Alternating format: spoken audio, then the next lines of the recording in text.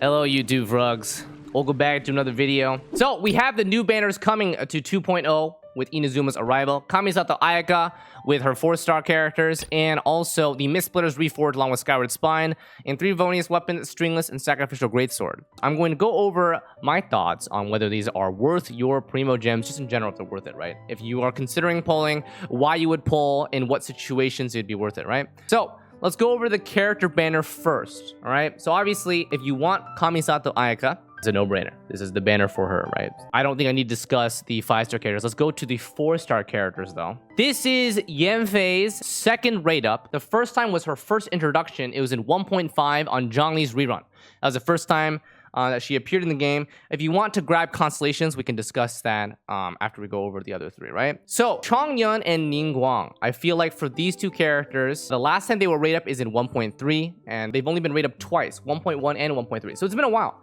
It's been a couple months since they've been on rate up, and I know there's some Ningguang mains out there who definitely want to try to pick up some of her constellations, right? I feel like for Chongyun, that's going to be less of an incentive for some people, right? If we take a look at their constellations, Chongyun's constellations. None of these, I feel like you guys really are looking forward to. If you manage to get a constellation for Chongyun, then great. It's literally just, if you need extra constellations, go for it. I mean, C2 is great for these cooldown reduction. Besides that, C6 is just more damage. I mean, C4 is great for just for general offensive cryo DPS, but like his Q is only 40 energy cost. So I don't find that the constellations really change the way he plays. If you do want him, go ahead and grab him. He's only been rated up twice in the past.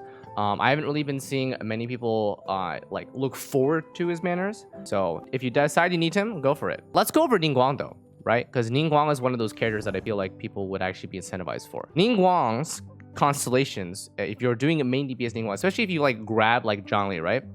So if you've grabbed Zhongli before and you want to try out Ningguang main DPS, and for example, you have R5 Dodoko Tails, which actually works on her fairly well. C1 and C2 are fairly nice. C1 is probably the second biggest constellation besides C6, right? C6 is the massive constellation that makes her a very powerhouse in terms of main DPS, in terms of both her normal charge looping and also her Q spam. C1 is normal attack turns to AoE damage. And C2 is the reset, which also improves her recharge, right? So if you decide to go for Ningguang constellation, C1, C2, C6 are all valuable, especially for main DPS.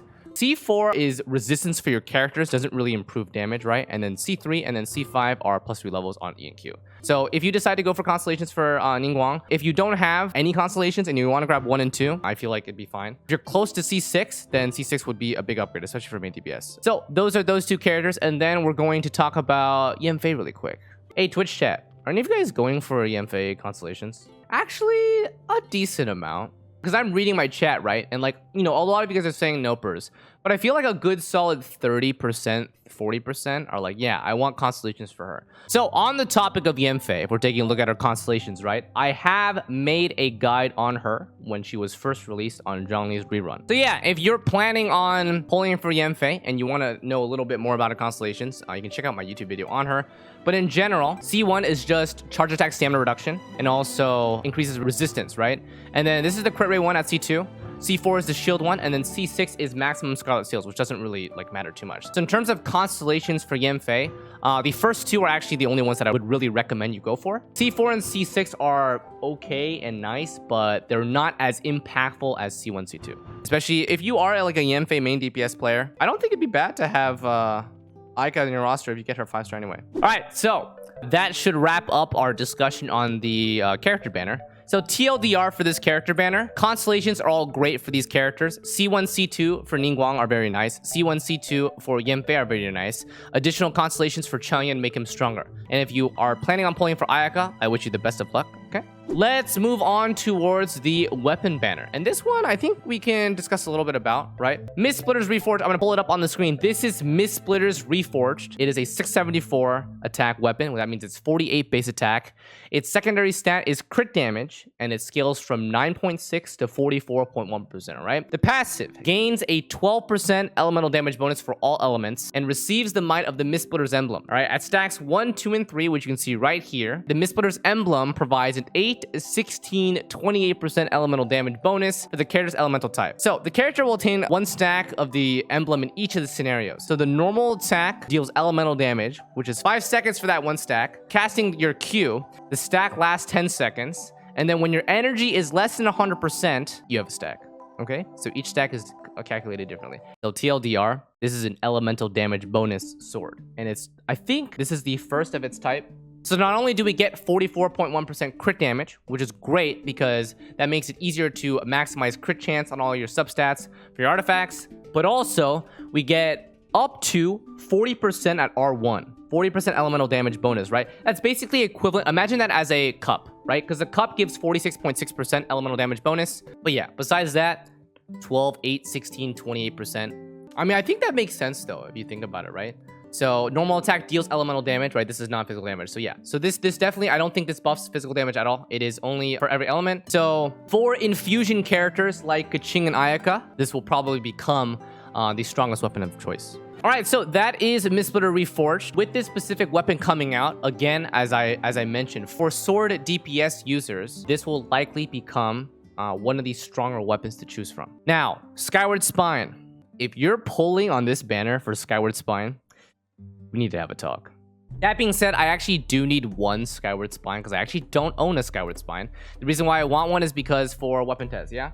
So for the 4-star weapons, Twitch chat has confirmed that this is the first weapon banner that has triple Favonius on its lineup. So we have Favonius Sword, Favonius Codex, Favonius Lance. In general, Favonius weapons have always been a staple for general late game team comps that focus on either fast swap or just general energy recharge for teams, right? And then we also have the Stringless, which is one of the most powerful support bows for characters.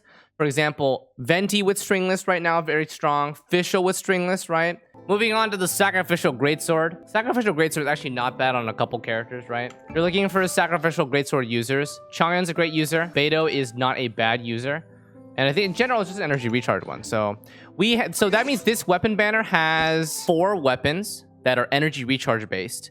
And the Stringless, which is one of the most powerful offensive support bows for characters, right? So in general, this weapon banner, I would say, is pretty strong. It's a pretty good banner, right? To try to increase your roster for energy recharge weapons. You know what's really funny, right? I should mention this, but like we have the Skyward Spine as the 5-star weapon on this banner, but you see that Favonius Lance is one of the 4-star rate-ups, right? In my opinion, Favonius Lance would be used in every situation over the Skyward Spine. The only person who would actually use Skyward Spine over Favonius Lance is hybrid main DPS Xiangling. That's it. In every other situation, because Skyward Spine is an energy recharge weapon, its passive is just strictly worse than Favonius's. But I'm gonna take a look really quick before I get some comments about it. So if we filter this by Polearm users, right? Yeah, I think for the Skyward Spine versus Favonius Lance, offensive power support Xiangling is for sure using Favonius Lance. Offensive crowd support Rosaria is using Favonius Lance. Xiao can also use Favonius Lance, but I think in Xiao's instance, I think Skyward Spine's okay. Skyward Spine Xiao is all right. So Skyward Spine Xiao, hybrid main DPS Xiangling are both okay users of Skyward Spine. Support Zhongli, support Rosaria, support Xiangling are Favonius Lance users. I think that mostly wraps it up. TLDR, I'm gonna give you guys a TLDR on the weapon banner, right? I think if you are a long-term F2P player, like you've been playing since September or October of 2020, and you have a solid 7 to 8 months under your belt, you have all the characters that you want, and you're looking for weapon banners now, this one is a solid one. Triple Favonius weapons, Stringless, and also potential for MISTSPLITTER's Reforged, which will become the strongest elemental sword. And then for the character banner, to wrap up, right? C1, C2 Ningguang, C1, C2 Yanfei, and then if you want to go for Ayaka, and then all of the Chang'en constellations just increases damage output. Cool? All right, YouTube folks, that should wrap up the discussion on whether or not the 2 banners are worth it. We just looked at the character banner for Ayaka and the weapon banner for MISTSPLITTER's Reforged, but consider liking, subscribing for the YouTube content. I really appreciate it. We're almost at 100,000 YouTube subs. Good luck to those who are pulling on either banner, and we'll see you guys next time. Take care.